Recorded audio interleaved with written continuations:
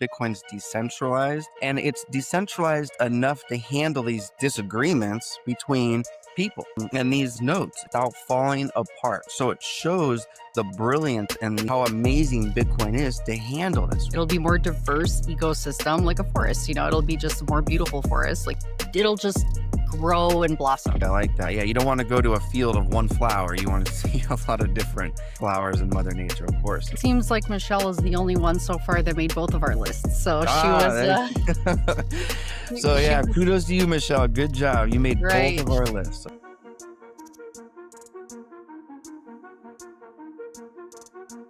Welcome back to the show. I have Jeff Long here with me today for part 3 in his series. And today is an episode that is a tribute to Bitcoin educators who are staying focused on the mission, teaching people about Bitcoin and the value of decentralization and sovereignty. So it kind of ties in with Satoshi, and this is my shirt, Nakamoto, for that reason, because Satoshi is a role model for Bitcoin citizens everywhere. And in his absence, he left us a blueprint on how to be a role model for others. It's based on truth, humility, and action over recognition. He never sought fame, only freedom through code. That was his thing. So his example reminds us that Bitcoin is not only just about wealth, it's about responsibility, living with integrity, defending decentralization, and passing that knowledge on to others. So today we wanted to do something where we wanted to share our most inspirational accounts with you all today, from some of the biggest names in Bitcoin to some up-and-coming educators and leaders from our community on X, the Bitcoin Army. So I wanted to share mine, but I know you have your own list also. Hello, Jeff. Hello, how are you? I'm doing great. It's good to see you, and I love seeing your progress from all your wonderful people that are joining you on your podcast to all the subscribers and views. You're doing excellent, and I appreciate it, and you're doing great. So just want to get that out of the way.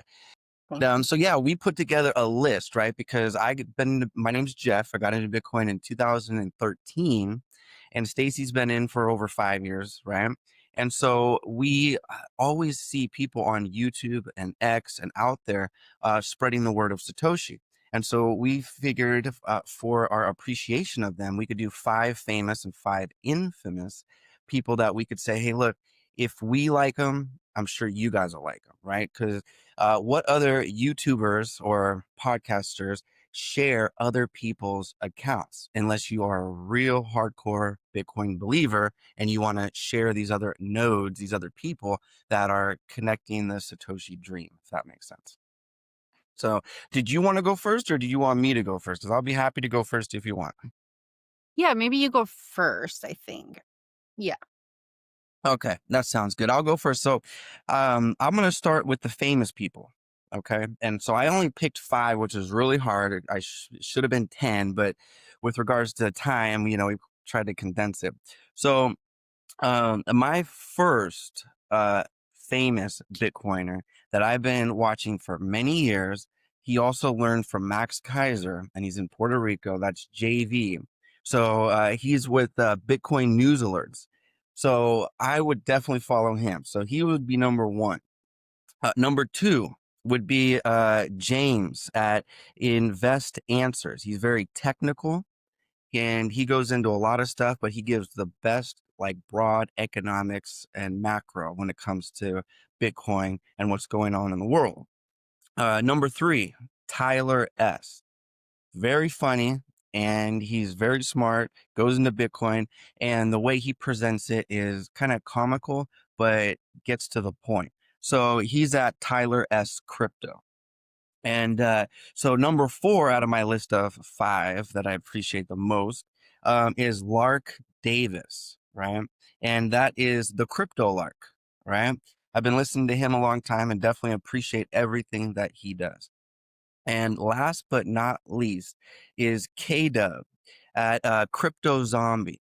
I've been watching him for many, many years. He's a little younger, but he's exciting. He's awesome. He's actually one of the guys that got me to go into Ledger and hold my own Bitcoin off of the exchange. So that's why I always appreciate him. So those are my top 5 and soon you will be on there, Stacy. I know because Oh, you're thank gonna you. the way you're handling yourself and taking this seriously and very professional. So, I think that you'll be on there Thank very you. shortly.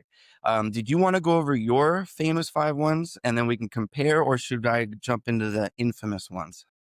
So I want to mention Gary Cardone. I think he is an incredible voice for Bitcoin, and he's on X Spaces all the time, always talking, and he teaches people a lot about Bitcoin.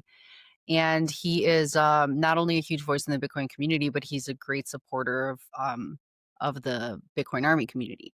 So I wanted to highlight him because he supports just the growth of newer people coming up and showcasing that. So that's one. Then I think Lawrence Lepard for Oh, yeah. his book The Big Print. He came from a TradFi world, and he's orange pilling Bitcoin with his incredible book. It's like the history of money, and actually leading into why Bitcoin fixes that. So that's powerful, and he's just sharing it and speaking and joining podcasts, and just he's getting his voice out there. And the next one is Jack Mallers. Jack Mm. Mallers is incredible because he relays the message in a different way that just kind of bridges the gap between generations. He's real talk. He's brilliant, but he reaches a different audience of younger people. So he helps a younger generation understand why they need Bitcoin. And from CNBC, to talking to younger generation, he's an incredible speaker and educator.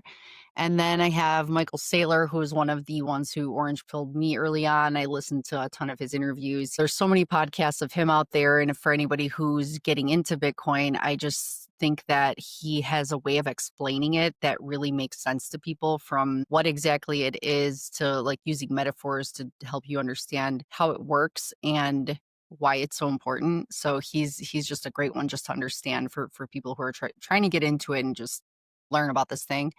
Then we have Jeff Booth, who just really opened up my mind about decentralization of technology and exponential growth, which Bitcoin is.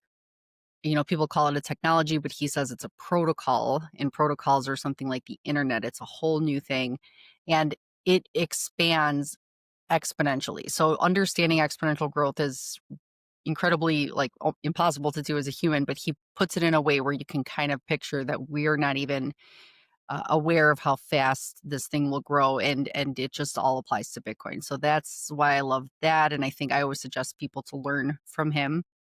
And I don't know if I mentioned five, but there's one more, Safety Namas, which his book has is like the stepping stone into Bitcoin. If people want to read about Bitcoin, the history of money, what it is, why inflation hurts you, and why sovereignty matters, pretty much. So those are mine.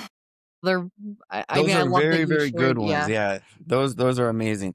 I like how you have Grant Cardone and Jeff Booth on there because they were on your show. So that goes to show you how big the waves you're making in this industry are, because the people that you are looking up to are on your show.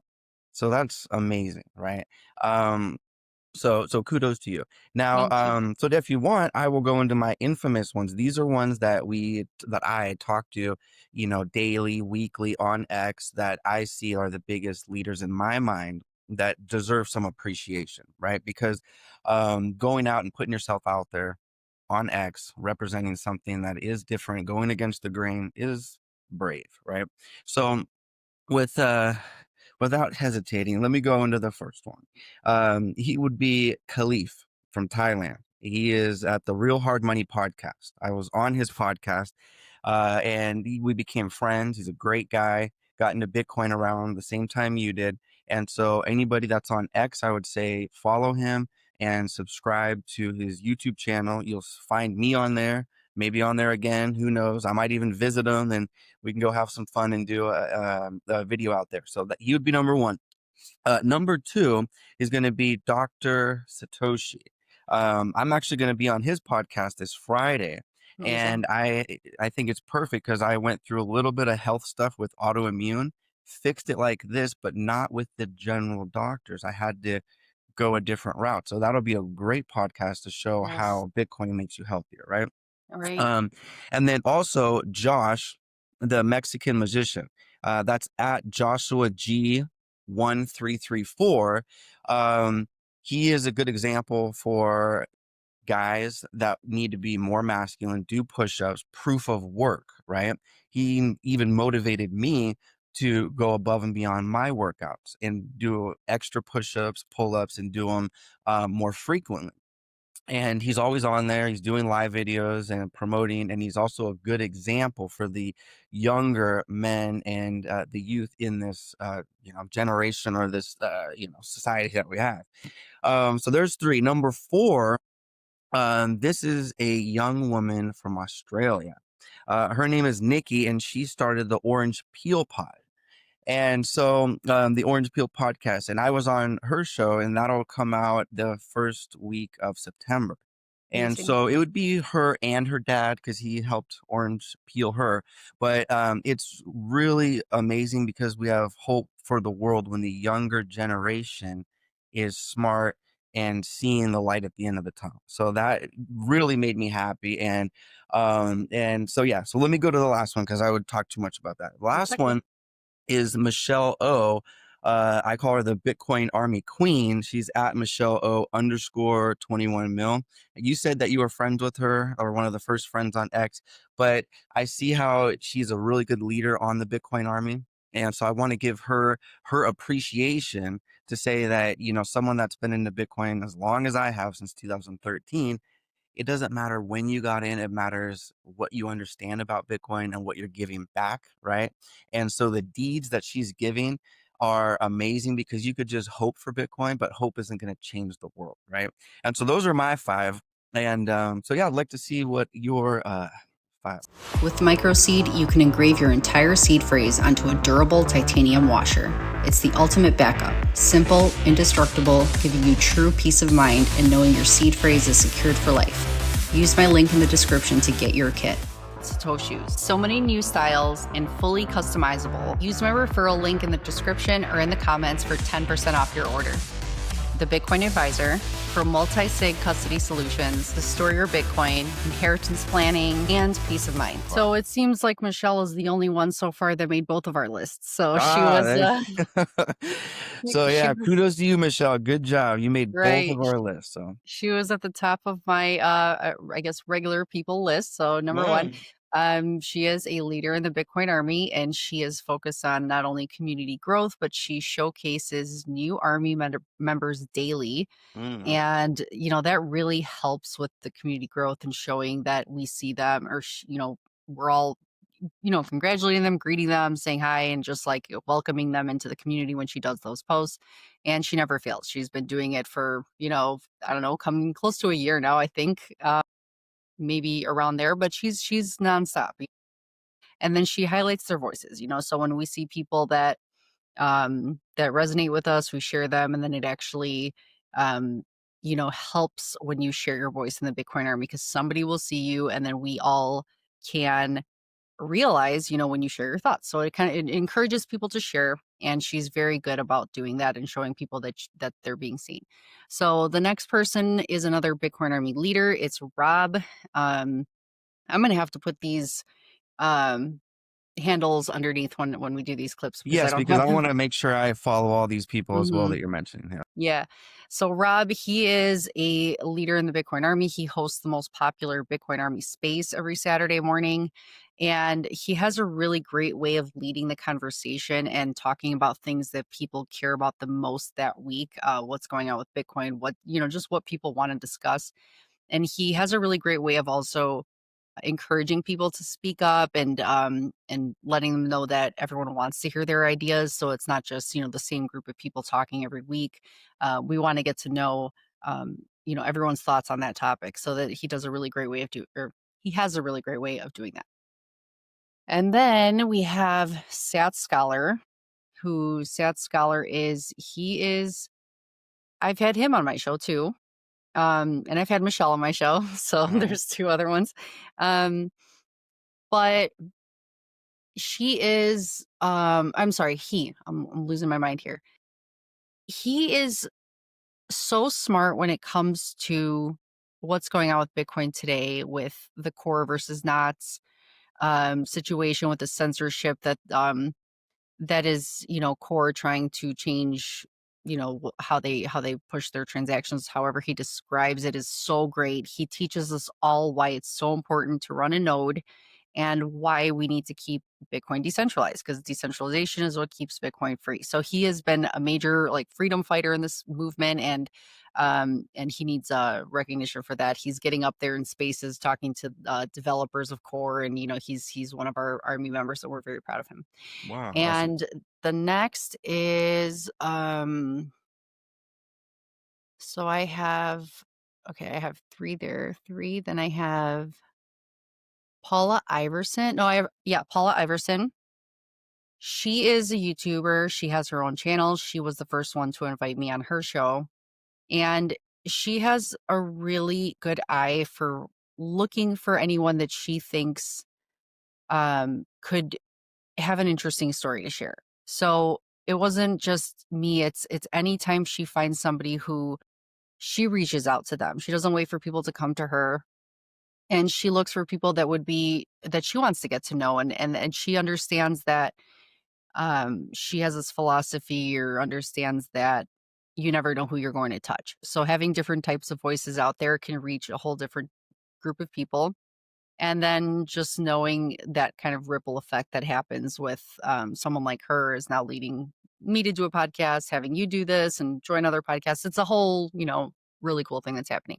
And then my other one is Robin Sayer. He's like in the middle. He's not a regular YouTube. He's pretty huge. He's a big YouTuber, but he's also didn't start off like one of us very long ago. Like he's like up and coming, I guess you would say, but he had a mission to talk to a different Bitcoiner every single day, like 365 days a year.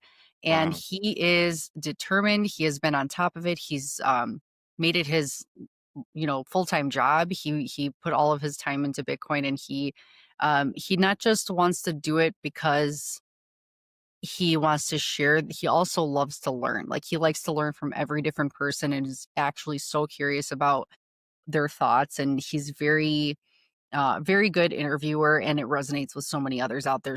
I just feel like so many people. I was watching Robin back when I was watching Sailor. So like Robin, and that was probably early in his journey, but um, his podcasts were amazing. So I think that's a really great way to get to know a lot of Bitcoiners in the space, and hear it from him. That's awesome. Yeah, I want to make sure I probably follow all of them, but I really want to make sure I do. And that's awesome. So now, did you want to go into the core versus the knots debate and kind of explain that a little bit, or what were you thinking Yeah, for the next part? I think we can do that. Yeah, that's why this is so important, this education. That's why we want to share for anybody watching who just wants more accounts to follow, to learn if you don't know much about what's going on with core and knots. I mean, I just was I understand what's happening, but I was not realizing the gravity of the situation until very recently. And it makes me want to share that more. I think it's very important, because running a node is important. Like, I feel like big companies like Core has like what 70% of the mining power, or the mining power, or the nodes, I guess, the node operating that they do, but they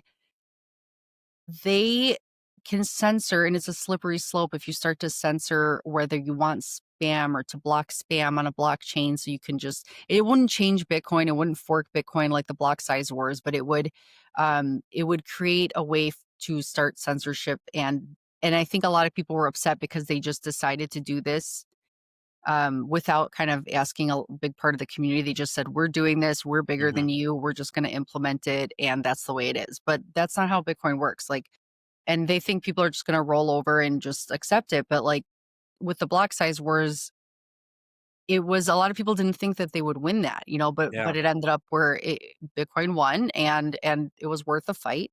And that's where we're at now, because if you don't run your own node, if you don't decentralize the network that way, and it's something where in the future, imagine, like, my thought process is, if we only have a small percentage of people into Bitcoin right now, like 1 or 3% of people in Bitcoin from the world population, Yeah.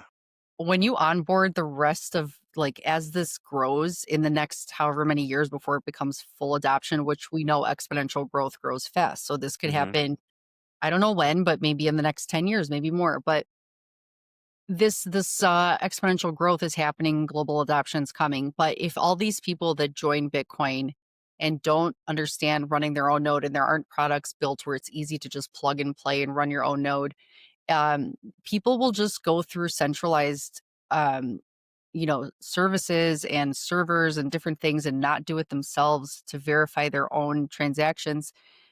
It's not hard to do, to just run it and be your own, like, no one can stop you or whatever. But again, Sat Scholar is the one to talk to about this. But I just think that as we onboard billions of people, it would just be so easy for a huge company like Core, if they remain the biggest over the years, then they could just make changes whenever they want. Nobody can really say anything about it because it's too Yeah. big. So I think it's like it could be something where this is the beginning of almost how miners, when miners started, it was just on a few computers. People were mining it on their PC, and now it's globally decentralized, the mining. Hmm. So I think like nodes are going to become like that. I think it's right now we have a few different ones. I think there's 6 different ones that run a node, but like it's Core and Knots are the 2 major ones. And Knots is much smaller, but it's gaining traction. But I just think this is the beginnings of the decentralization of node runners. I think Hmm. that it's like we're just seeing, like, because Bitcoin is all about decentralization, this is going to be a theme of the future. And I think we're just seeing this flourishing of many nodes. That's what I Yeah. kind of Yeah. picture. Now, a couple days ago, I didn't even really know anything about knots and nodes. And I got into Bitcoin in 2013. So it's really technical, right? And so what I would like to do, if it's okay with you, is run down real quick what is this, right? And maybe give an easy explanation and regurgitate what I've digested over the last few days. And that way people, because it takes time to learn this, right? And so maybe if in 5-10 minutes I can just tell people exactly what's going on, give my quick opinion, and then I'd love to hear your opinion a little bit more on it, and then we should be good to go. Is that okay real quick to go over exactly what this thing is? So my understanding of this is that there's the core versus knots, and the Bitcoin has their node software and their governance, their perspective, and this is a big debate going on, but let's dive into it, right? So both agree on the fundamentals, but they have the creative differences about the details that the Bitcoin node software is going to do, right? And it's like having an easy way to explain it. It's like having two bartenders trying to argue over the best way to make a margarita, right? One might say, oh, this much lime and you stir it this much. The other one might say, no, a little bit more and then you shake it. But they're both working on making the best margarita, right? If that makes sense. And so that's kind of how the core and the knots is, right? They both have their opinions on the techniques on how to deliver that amazing margarita, right? And so I think after diving into it, it shows the strength of Bitcoin, right? Because Bitcoin's decentralized and it's decentralized enough to handle these disagreements between people, right?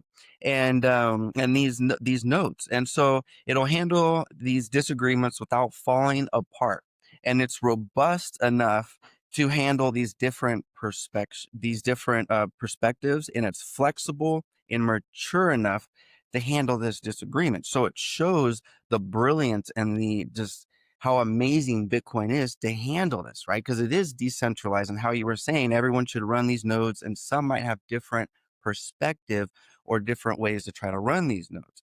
So as I was diving into it, the Bitcoin core is kind of like reflects its most widely used one, right? It's simple, it's secure, it's the one that's been around for a while. So it's the minimum risk, the standard, it's more cautious. It's like the Toyota Camry, right? Everybody knows about it, knows how to use it. There's not a ton of features, but it's reliable. It's like the go-to standard if you need a car, right? And so that would be the core. And then the knots is like an alternative implementation of and it's largely based on having additional features and policy differences. So that would be like Tesla has a smaller community, but it also has more features, and the smaller community might swear by Tesla, right? And then they don't want the Camry because they think that Tesla's better with those features and everything else.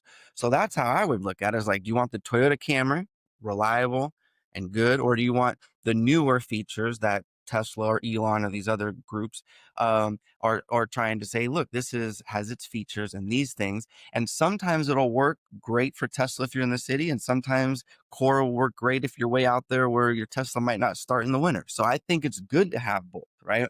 And how I was looking at it from my world is like, I'm a scuba diver, right? And I go spearfishing. Just like yesterday, I went out on a great time.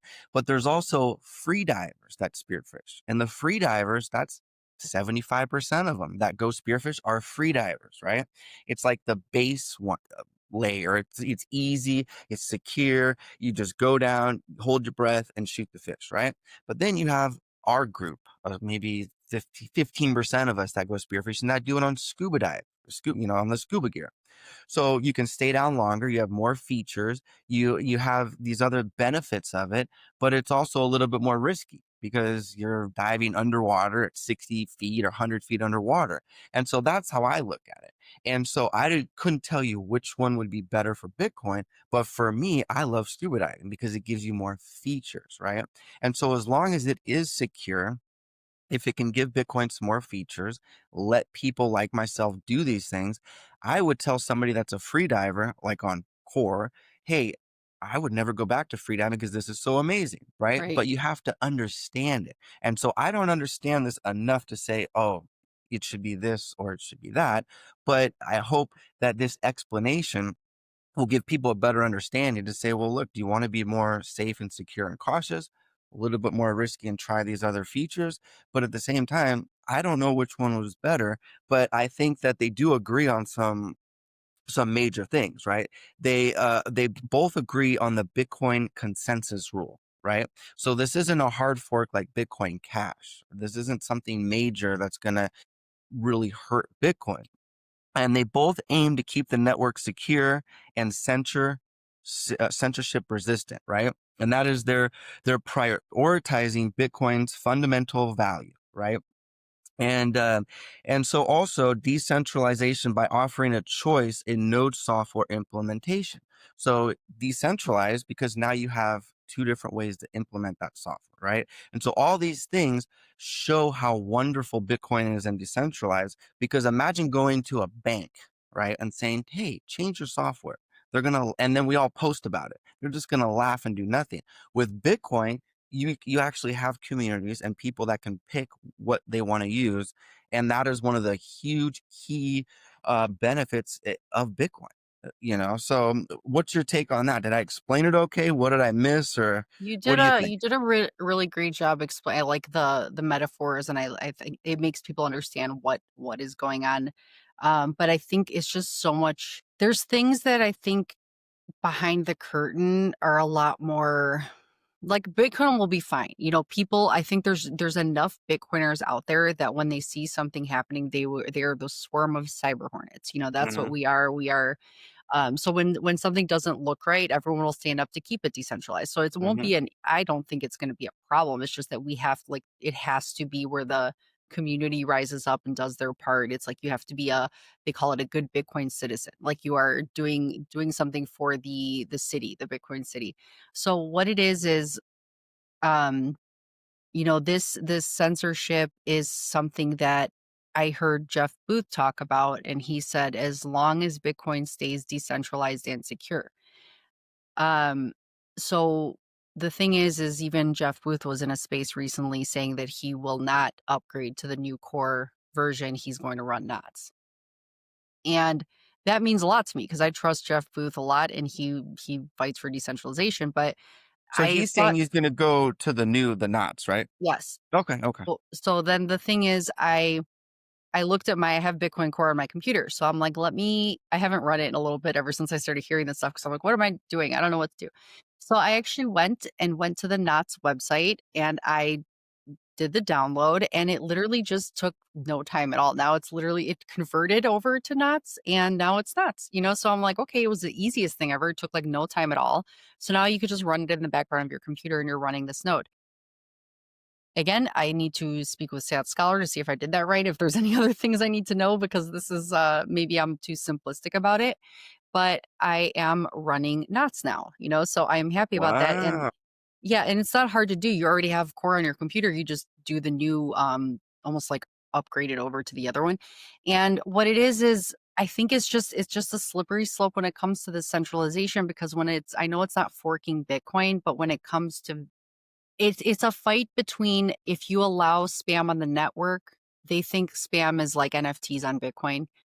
That's what Core is saying, which okay, but when you want to censor that, um, so that they say for the health of Bitcoin, the network, so it could stay fast and lean and all that stuff. But my idea is that's why we have Lightning Network and that's why we have layer twos. Mhm. So why do you worry so much about that when we have other layers of Bitcoin that you don't need to worry so much um, about the block space that much, but they don't want this spam taking up space, But I just think that's what layer twos are for, So I just don't know why they're pushing so hard to change Bitcoin when Bitcoin doesn't need changing. So I think Yeah. that's one thing. Plus, they're pushing the narrative. The core developers kind of keep telling people don't need to run a node. It's not necessary to run a node, but then that just keeps one majority in control, and I think Bitcoin's all about no rulers, there's no Mhm. one ruler. It should be everybody. And that's why I think of it as Knots is here. There's 17% is Knots. I think 70% is Core. And then there's a few others out there. But I just kind of see it as the beginning. I see it as the beginning of a lot of different nodes growing out of this forest. Yeah. It's just like the beginning. Like we had one sapling and then now we're having a bunch of trees grow.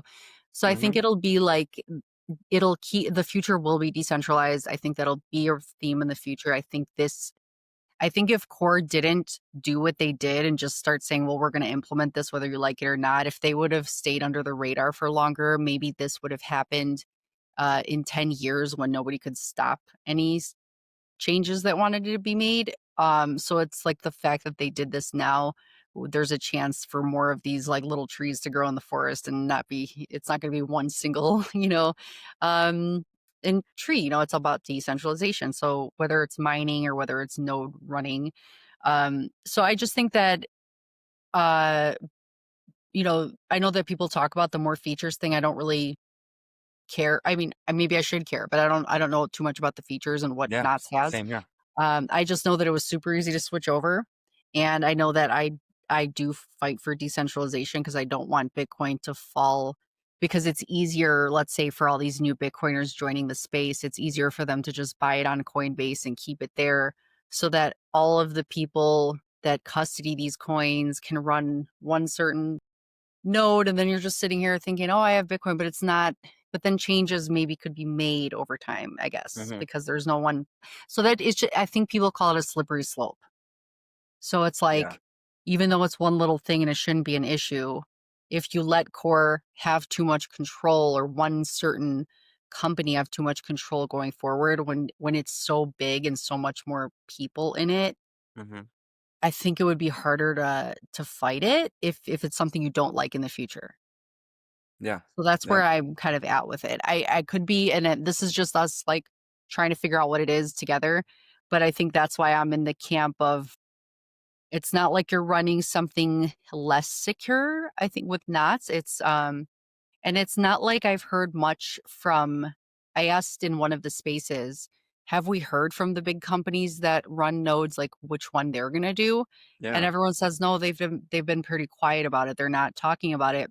Yeah. But it doesn't mean, like you said, it won't be just tomorrow that they'll switch to this new one because it came out or because Core decides to do the update. They don't have to do it that same day. They could wait a year or two or three. Yeah. So it might be like these companies also decide to run knots in a couple of years. Maybe they think, yeah, this is where we'll go to. But it's not like they're going to make the decision that same day that the update comes out. Like they could wait a while and choose which one they want to run. Yeah. So Yeah. I don't know how it's good, but I think that the word is spreading that people don't like the way that it was done because it's almost like you're being ruled by a ruler, and Hmm. it feels like that. And I think when you have this intuition as a Bitcoiner, as a freedom maximalist, and not having that like rules without rulers is what Bitcoin is, and it feels like it's a ruler type, um, thing. And then I heard some other thing too about this. Could be like, I don't know too much about this. You could look into it more too, but there was something about, um, and I think I'm going to talk about it tomorrow, possibly with my other guests that we're going to be discussing this a little bit more. But it was almost like the core developers were attacking. So they set up an actual attack and they were making something cost like a whole lot of money to run the knots because they were openly talking about it online and everyone's mad at them because they did this. So that was like another huge thing. Mm. So it just feels like very controlling and manipulative and wrong. But then there's also now they figured out a way around it, I guess. So they're like, oh, Mm. because they were Yeah. doing this, we're doing this now. So they're not going to. So it's like a battle. It feels like it's like they're trying to Yeah. attack and we're defending. It's just like weird stuff. But either way, I think Bitcoin will be fine because the people, enough people that are, you know, either the techie people or if we spread the word enough where people could just easily download Core or like, no, if you don't have Core already on your computer, just go to Knots, download it. It looks just like Core. It's literally the same thing and it's so Wow. fast. Okay. Yeah. Well, So you could just run it in the background. I think like my spearfishing community, that I'm very involved with as well. It's like this free divers and the scuba divers. They kind of argue and fight a little bit about which is better, and and stuff like that. But at the same time, they do get along, they do dive together, it is a good community, Right. but also sometimes constructive tension it'll come out and make it more beautiful, a better Right. community, right? So That's what hopefully I that think. is what comes out of this, and not core and not attacking each other, more like Yeah. how can we work together to make Right. this very um work very smoothly. I agree with that. I think that's true because without tension, nothing grows. And without Hmm. because even after the block size wars, it was like people were like, what's going to happen? And then it ended up being where Bitcoin won. It was nobody hates the other person because of what happened with the block size wars. It's like it just went the way it did and Bitcoin won. But like, I just think that it's going to end up being fine. It's just, it'll be more diverse ecosystem like a forest, it'll be just a more beautiful forest. Like you said, it'll Hmm. be a prettier looking. You're not gonna look at a single tree out there by itself. Like it'll be a whole meadow with all different it'll just grow and blossom, so I Good just think it's analogy, I like that. Yeah, you don't wanna go to a field of one flower, you wanna see a lot of different yeah. flowers in Mother Nature, of course, yes. Mhm. Yeah, so that's Awesome. where I think we're both, and I love your analogies too. You did a really great job. You know, I think people listening to this that have no idea, I think they're gonna get a sense of, what's going on based on those analogies. So that was Yeah, because that really was me great. a while ago. I had no idea, and I didn't wanna dive into it too much because 'cause I'm like, I'm not a big technical guy. I'll let the technical people handle it, but then Yeah. when, we discussed that we would talk about it, I'm like, "You know what? How can I be a real true Bitcoiner if I don't Mhm. dive into this, give my Right. opinion, and kinda see what's going on?" So I'm very Right. glad I did. Now I feel like I'm a lot more technical than I was last week. Yeah. So thank you for that, and I hope it does help other people that don't have Yeah. the time and energy to dive into it to say, "Oh, I Right. kinda see how that makes sense." How core, if they're both trying to protect Bitcoin like a bouncer at a nightclub, core is just checking your ID, right? And then Knots is like, "Whoa, hold on, let's check their vibe, let's check their clothes, let's, check some extra things to make sure it's a good fit for this nightclub Bitcoin," if that makes sense. So, Yeah. And so I that's why hopefully it's they so work. important. Yeah, it's so important that we're doing this because I was like that too, like not a few months ago, like very, very recently. Like I feel like I knew about it the last couple, maybe like 2, 3 months. I don't know. I was hearing about things and I'm trying to keep an eye out, but I didn't really have time to dive into it either. But the more that the people that like Sat Scholar that I mentioned that are talking about it, it's drawing such a conversation that he, being one of our Bitcoin Army members, is hanging with core developers in a space, literally like the voice of Knots, with a couple with other Knots people that are joining now. And I'm like, wow, he really does know his shit. Like he's not like it's not like he's just saying what he thinks and nobody's listening. Like he's up there talking with actual like the biggest core developers. So I'm like, and he is drawing a lot of people to not wonder if he's right, but also to join this fight. And the fight isn't hard to do. Like, it's not like we're like, oh my God, now I have to figure out how to like spend an hour to learn knots. It's not Yeah. crazy. So I Like just you think said, it was that, an easy upgrade, right? I mean, yeah, yeah, it that's was super. crazy. I mean, I literally was shocked at how fast it just switched. And again, if there's anything I did wrong, I will post an update in the description if I see that there's a better way or I'm not doing something right. But when I post this video, I'm sure that it was as easy as that because it was from the Knots site. Yeah. So yeah, that's what it's great that we're talking about this because then other people can maybe realize that it's something that it takes more Bitcoiners, it takes more decentralization to keep it decentralized. So it's like if we just allow ourselves to like just say, oh, we have the decentralized thing, but we're gonna allow one thing to just tell us how it's gonna go. Yeah. It's like up to everybody, to kind of take part. So it's a good conversation. So thank you for doing it with me. And thank you No, for thank you. highlighting your favorite people. I think that's going to be really helpful to anyone, especially new coming in the space that wants to have some better Bitcoin education and wants to really follow people they can rely on.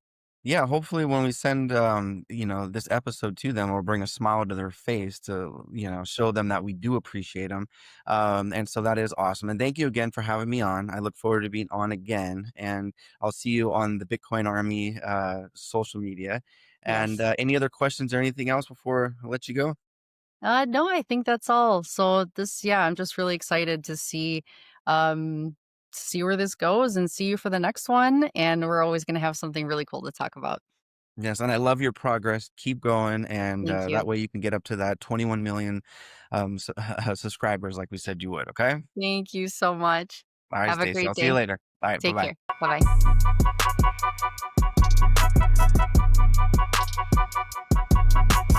bye.